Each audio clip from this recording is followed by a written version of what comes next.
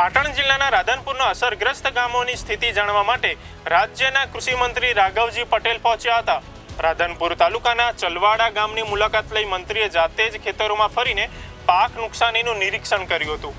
આ દરમિયાન મંત્રીએ ખેડૂતો સાથે સીધો વાર્તાલાપ કર્યો અને નુકસાનની વિગતો મેળવી હતી।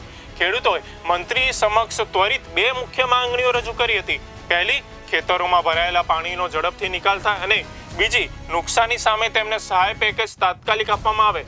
મંત્રીએ ખેડૂતોની રજૂઆતો સાંભળી હતી અને સરકાર તરફથી વહેલી તકે સહાય મળે તેવી આશા ખેડૂતો સેવી રહ્યા છે। ચોમાસા દરમિયાન પાટણ જિલ્લામાં અતિવૃષ્ટિ આવી હતી। આ સાથે ઉપરવાસમાં ભારે વરસાદ પડવાને કારણે પાકને મોટા પ્રમાણમાં નુકસાન પહોંચ્યું છે। આ કુદરતી આફતને લઈ હાલમાં ખેડૂતો પાયમાલ થઈ ગયા છે। રાજ્યના કૃષિ મંત્રીએ ખેડૂતોએ સમીક્ષા કરતા ખેડૂતોએ પાક નુકસાનનું વળતર અને કાયમી વરસાદી પાણીનો નિકાલ થાય તેવી માંગ કરી હતી। આ અંગે સરકાર શું પગલાં લેશે તે જોવાનું રહ્યું।